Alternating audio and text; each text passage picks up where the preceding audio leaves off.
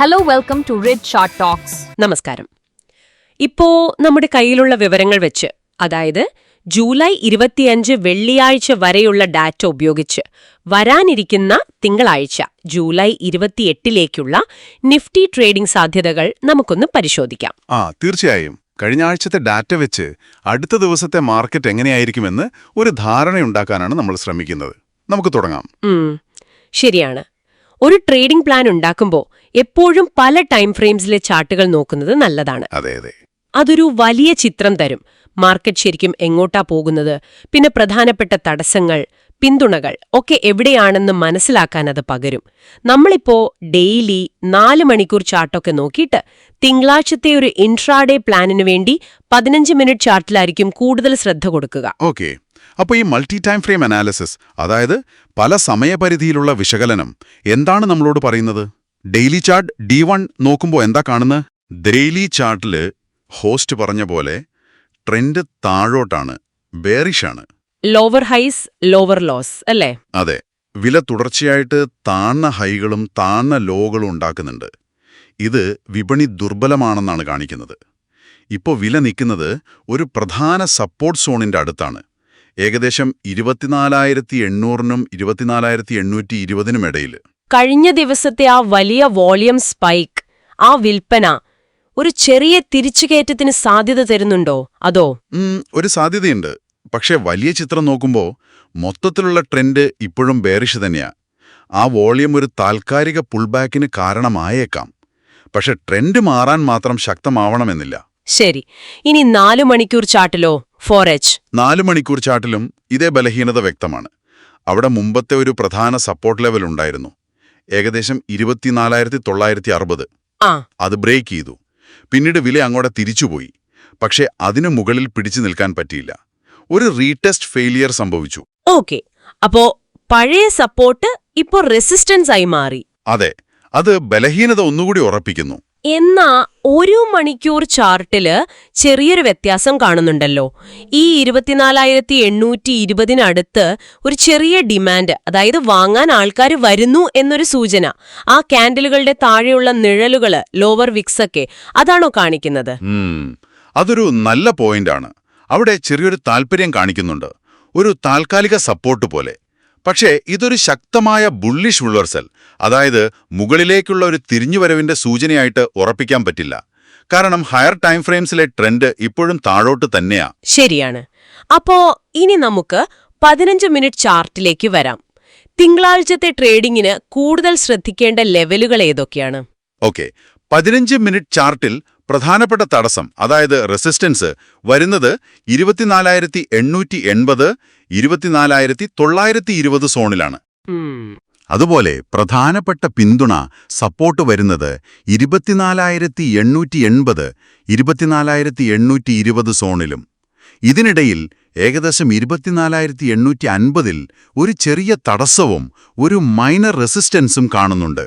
Okay. അപ്പോ 800, 820 support, 850 minor resistance, 880, 920 major resistance.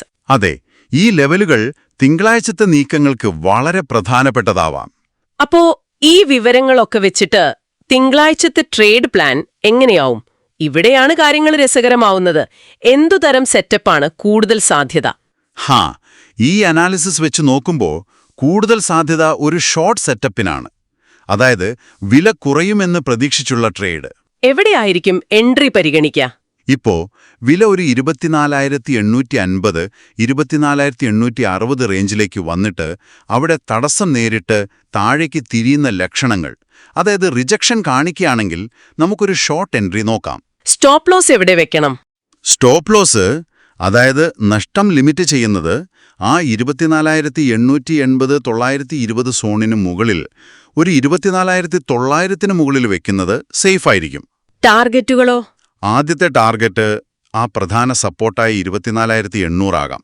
അത് break ചെയ്താൽ ഒരു 24,750 വരെയും പ്രതീക്ഷിക്കാം. കാരണം നിലവിലെ ട്രെൻഡ് താഴോട്ടാണല്ലോ. ശരി. ഇനി മാർക്കറ്റ് നമ്മൾ പ്രതീക്ഷിക്കുന്നതിന് വിപരീതമായി മുകളിലേക്കാണ് പോകുന്നതെങ്കിലോ? ഒരു ലോങ് സെറ്റപ്പ്, അതായത് വില കൂടും എന്ന കണക്കുകൂട്ടൽ നോക്കാമോ? നോക്കാം. പക്ഷേ അവിടെ വളരെ ശ്രദ്ധിക്കണം. കാരണം അത് നിലവിലെ പ്രധാന ട്രെൻഡിന് എതിരാണ്. കൗണ്ടർ ട്രെൻഡ് ട്രേഡ് എപ്പോഴും റിസ്കിയാണ്. അതെ. അതുകൊണ്ട് നല്ല സ്ഥിരീകരണം വേണം. വില 24,830 മുകളിലേക്ക് നന്നായി കയറി അവിടെ നല്ല വോളിയത്തോടെ ഒരു ബുള്ളിഷ് സിഗ്നൽ കിട്ടണം. ഉദാഹരണത്തിന് ഒരു ബുള്ളിഷ് എൻഗൾഫിംഗ് ക്യാൻഡിലൊക്കെ വന്നാൽ മാത്രം ലോങ് എൻട്രി പരിഗണിക്കാം. ഓക്കെ. അതിന്റെ സ്റ്റോപ്പ് ലോസും ടാർഗറ്റുകളും എങ്ങനെ വരും? സ്റ്റോപ്പ് ലോസ് ആ 24,800 സപ്പോർട്ടിന് താഴെ വയ്ക്കണം. ടാർഗറ്റുകൾ ആ റെസിസ്റ്റൻസ് ലെവലുകളായ 24,880 പിന്നെ 24,920 ആകാം. പക്ഷെ ഓർക്കണം, ഇത് കൂടുതൽ റിസ്ക് ഉള്ള ട്രേഡാണ്. ഈ പ്ലാനുകൾ നടപ്പാക്കുമ്പോൾ പ്രത്യേകിച്ച് എൻട്രി എടുക്കുന്നതിന് മുൻപ് വേറെന്തെങ്കിലും ശ്രദ്ധിക്കാനുണ്ടോ? ഉണ്ട്. എൻട്രി എടുക്കുന്നതിന് തൊട്ടുമുമ്പ് ഒരു 5 മിനിറ്റ് ചാർട്ടിൽ കൂടി ഒരു കൺഫർമേഷൻ നോക്കുന്നത് എപ്പോഴും നല്ലതാണ്. അത് എൻട്രി കുറച്ചുകൂടി കൃത്യമാക്കാൻ സഹായിക്കും. ഓക്കെ. പിന്നെ ഒരു പ്രധാന കാര്യം, മാർക്കറ്റ് ഇങ്ങനെ പോകുമെന്ന് മുൻകൂട്ടി ഊഹിച്ച് ട്രേഡ് ചെയ്യരുത്. മാർക്കറ്റ് ഒരു സിഗ്നൽ തരട്ടെ, ആ സിഗ്നലിനോട് പ്രതികരിക്കുന്നതാണ് നല്ലത്. പ്രൈസ് ആക്ഷനും വോളിയവും ശ്രദ്ധിക്കുക. വോളിയത്തിന് പ്രാധാന്യമുണ്ടല്ലേ? തീർച്ചയായും. വലിയ വോളിയത്തോടെയുള്ള ബ്രേക്കൗട്ടുകളോ റിവേഴ്സലുകളോ കൂടുതൽ വിശ്വസനീയമായിരിക്കും. ചുരുക്കത്തിൽ സാധ്യത കൂടുതൽ ഷോർട്ട് സെറ്റപ്പിനാണെങ്കിലും മാർക്കറ്റ് തത്സമയം തരുന്ന സിഗ്നലുകളാണ് ഏറ്റവും പ്രധാനം. അപ്പൊ നമ്മൾ ഇതുവരെ ചർച്ച ചെയ്തതിന്റെ ഒരു ചുരുക്കം എന്താണ്? തിങ്കളാഴ്ചത്തേക്ക് നോക്കുമ്പോൾ നിഫ്റ്റിക്കൊരു ബെയറിഷ്, അതായത് താഴോട്ട് പോകാൻ സാധ്യതയുള്ളൊരു വ്യൂ ആണ് കൂടുതൽ കാണുന്നത്. നിങ്ങൾ ശ്രദ്ധിക്കേണ്ട പ്രധാന ലെവലുകൾ 24,800 820 സപ്പോർട്ട്, 24,850 മൈനർ റെസിസ്റ്റൻസ്, പിന്നെ 24,880 920 പ്രധാന റെസിസ്റ്റൻസ്. ശരിയല്ലേ? അതെ, കൃത്യമാണ്. ഷോർട്ട് ട്രേഡിനാണ് മുൻഗണന. പക്ഷെ ഒരു കാര്യം ഓർക്കണം. എന്താണത്?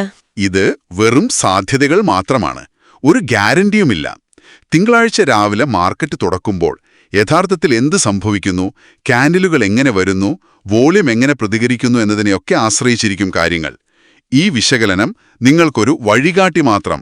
ശരിയാണ്. ട്രേഡിംഗ് തീരുമാനങ്ങൾ എപ്പോഴും സ്വന്തം വിലയിരുത്തലിൽ എടുക്കണം. അതെ, സ്വന്തം റിസ്ക് മാനേജ്മെന്റും വളരെ പ്രധാനമാണ്. അവസാന ചിന്ത, ഒരു കാര്യം കൂടി ചിന്തിക്കാം. തിങ്കളാഴ്ച മാർക്കറ്റ് തുറക്കുമ്പോൾ ഈ 24,800 എന്ന സപ്പോർട്ട് പിടിച്ചു നിൽക്കുമോ ഇല്ലയോ എന്നത് മാത്രമല്ല നമ്മൾ നോക്കേണ്ടത്. ഒരുപക്ഷെ അതിലും പ്രധാനമായി ആ ലെവലിൽ വാങ്ങുന്നവരുടെ താൽപ്പര്യം എത്രത്തോളമുണ്ട്, വോളിയം എങ്ങനെയാണ് അത് കാണിച്ചു തരുന്നത്. അതൊരു ദുർബലമായ പ്രതിരോധമാണോ, അതോ നല്ല വാങ്ങൽ താൽപ്പര്യം അവിടെ ഉണ്ടെന്ന് വോളിയം പറയുന്നുണ്ടോ? ഈ സൂചനകളെ നിങ്ങൾ എങ്ങനെ വ്യാഖ്യാനിക്കും എന്നതും ഒരു പ്രധാന കാര്യമാണ്.